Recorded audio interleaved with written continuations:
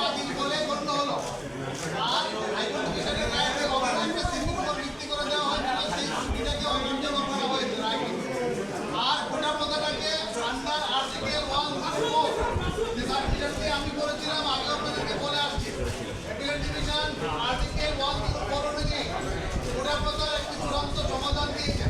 সেই সমাধানটি হচ্ছে বর্তমান প্রেক্ষাপটকে বিবেচনা করে মুক্তিযোদ্ধাদের জন্য 5% থাকবে, সাধারণ কোটা থাকবে 93%, 7% কোটা থাকবে, তার মধ্যে 5% হচ্ছে মুক্তিযোদ্ধা, তার সন্তান এবং তার পুত্রদের নাতি-নাতনিদের জন্য।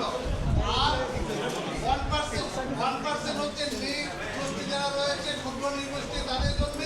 আর 1% হচ্ছে প্রতিবন্ধী এবং তৃতীয় লিঙ্গ তাদের জন্য। অর্থাৎ টোটাল কোটা হলো 7%, আর মেধায় হলো 93% নিয়োগ পাবে। আন্দোলনরত শিক্ষার্থীরা যে দাবি করে আসছিল সর্বনিম্ন কোটা থাকতে হবে 5%, এর থেকে সংখ্যা তারা বলে নাই। অ্যাপিলেট ডিভিশন সার্বিক দিক বিবেচনা করে আন্ডার আর্টিকেল 104 সেটাকে 7% নির্ধারণ করে দিয়েছেন এবং সরকারকে বলেছেন 3 মাসের মধ্যে এই সংক্রান্ত গেজেট জারি করে অ্যাপিলেট ডিভিশনে দায়ের করার জন্য 3 মাসের মধ্যে গেজেট করার জন্য বলে দিয়েছে। এবং ছাত্রছাত্রীদেরকে আহ্বান জানিয়েছেন তারা যেন ক্লাসে ফিরে যায়, শান্তিপূর্ণভাবে ক্লাসে ফিরে যায়। গার্জিয়ানদেরকে আহ্বান জানিয়েছেন তারা যেন তাদের সন্তানকে বুঝিয়ে ক্লাসে ফেরত যেতে বলে, এবং শিক্ষার্থী যারা রয়েছে তারা যেন আদালতের প্রতি সম্মান রেখে, তারা এই আন্দোলন থেকে আদালতের আদেশের প্রতি সম্মান রেখে তারা তাদের আন্দোলন থেকে সরে যায় এবং আজকে যেন ঘোষণা দেয় যে তারা এই আন্দোলনের সাথে নেই। এবং যে ক্ষয়ক্ষতিগুলি হয়েছে, প্রাণ ঝরে পড়েছে, এই জন্য অ্যাপিলেট ডিভিশন দুঃখ প্রকাশ করেছে। একটি লম্বা অবজারভেশন অ্যাপিলেট ডিভিশন দিয়েছেন, সেই দিক বিবেচনা করে আজকে যে রায়টি দিয়েছে সেটি একটি ঐতিহাসিক রায়। আমাদের যে গোটা প্রথার প্রচলন চলে আসছিল সেটিকে সংস্কারের একটি ধারা আমি বলবো রেখে অ্যাপিলেট ডিভিশন যে রায় দিয়েছেন, আমরা বলবো এই রায়টি যেন সবাই মেনে নেন এবং আন্দোলনরত শিক্ষার্থী যারা তারা যেন ঘরে ফিরে যান, তারা যেন শান্তিপূর্ণ পরিবেশ বজায় রাখেন। এবং এই আন্দোলনকে কেন্দ্র করে তৃতীয় পক্ষ যারা মাঠে আসছে আমি বলবো তাদেরকে তারা যেন আর ভোলা পানিতে মাছ শিকার না করেন, তারা যেন রাষ্ট্রীয়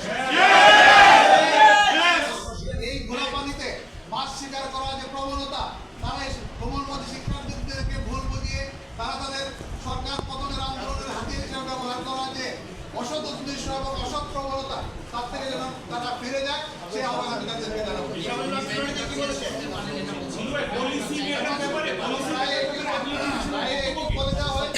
যেহেতু বিষয়টি পলিসি মেটার, আজকে আলোচনার সবচেয়ে বড় বিষয় ছিল যে বিষয়টি পলিসি মেটার।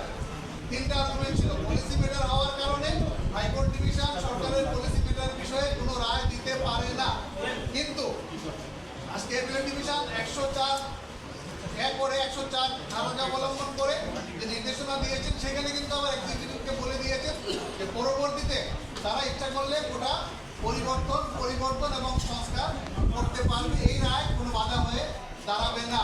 আরেকটি বিষয় ক্লিয়ার করা দরকার, হাইকোর্টের জাজমেন্টে মুক্তিযোদ্ধা এবং তাদের সন্তানদেরকে ব্যাকওয়ার্ড হিসাবে উল্লেখ করা হয়েছিল, কিন্তু অ্যাপিলেট ডিভিশন মনে করে বা আমরা সাবমিশন করেছি যে মুক্তিযোদ্ধারা আমাদের জাতির সূর্য সন্তান, তারা আমাদের গৌরব, তাদেরকে কখনোই ব্যাকওয়ার্ড হিসেবে চিহ্নিত করা যাবে না। তারা ফরওয়ার্ড থাকবে সবসময়, তাদের সম্মানার্থে করে দেওয়া হয়েছে, এটা তাদের সম্মানের বিষয়। আর অন্য যারা পেয়েছে তারা তাদের রাইট হিসেবে সংবিধানের আর্টিকেল 28, 29, 14 অনুযায়ী যেভাবে প্রোটেক্ট করতে বলা হয়েছে সরকার সেভাবে তাদের রাইট এবং তাদের ইন্টারেস্টটাকে প্রোটেক্ট করবে।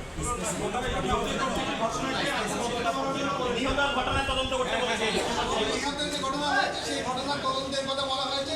মাননীয় বিচারপতি খন্দকার ফিরোজুজ্জামানকে প্রদান করে যে সুপ্রিম কোর্টের বিচারপতি মানে হাইকোর্ট ডিভিশনের বিচারপতি ওনাকে প্রদান করে যে তদন্ত কমিটি গঠন করা হয়েছে, প্রত্যেকটা মৃত্যুর ঘটনা নিরূপণ করে কারা দোষী আছে সেইটা উনি নিরূপণ করবেন, নিরূপণ করে একটা রিপোর্ট যথাসময়ে সাবমিট করবেন বলে আদালত আশা প্রকাশ করেছে।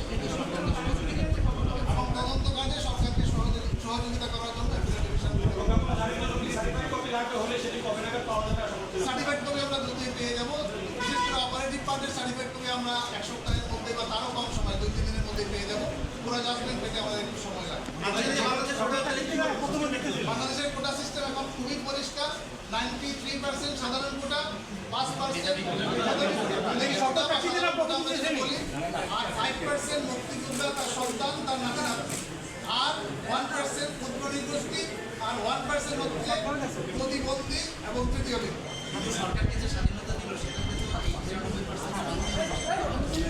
না, এটা হলো পরবর্তীতে পরিবেশ পরিস্থিতি বিবেচনায় যদি সরকার মনে করে যেহেতু এটা পরিস্থিতি বিবেচনা, এটা কিন্তু কোনো কিছুকে সামনে রেখে না, শুধুমাত্র পরিস্থিতি বিবেচনাটা সরকারের হাতেই থাকতে হবে, এই জন্যই সরকারের হাতে এই জিনিসটা রাখা হয়েছে। আর বর্তমান পরিস্থিতি বিবেচনা আন্ডার আর্টিকেল 104 অ্যাপিলেট ডিভিশনের সিদ্ধান্ত প্রদান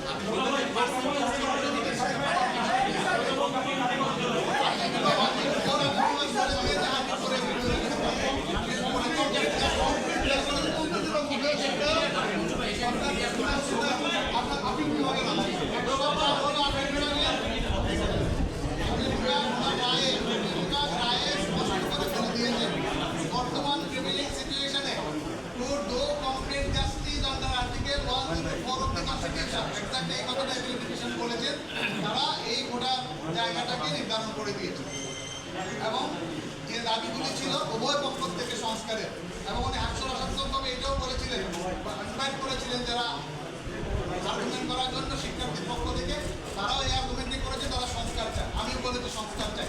সুতরাং এই সংস্কার চাওয়ার প্রেক্ষিতে উভয় পক্ষে যেহেতু এখানে একটা সিমিলার জায়গা তৈরি হয়েছে, সেটাকে অ্যাকসেপ্ট করে নিয়েছেন এবং এই রায়। তবে আদেশের শুরুতে কিন্তু বারবার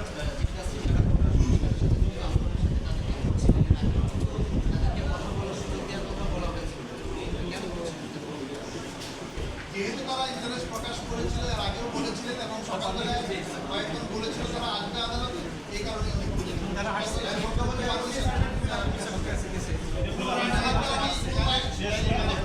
থাকলো এটা প্রজ্ঞাপন জারি করার জন্য অপারেটিভ পার্টনার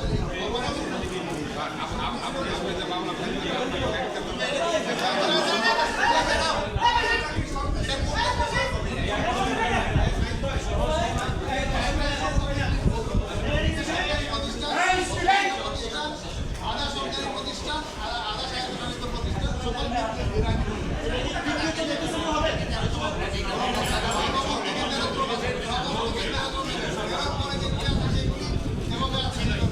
মঞ্জুরুল ভাই, আমার একটা প্রশ্ন ছিল, সেটা হলো যে নারী ভোটার কি কোনো কিছু বলা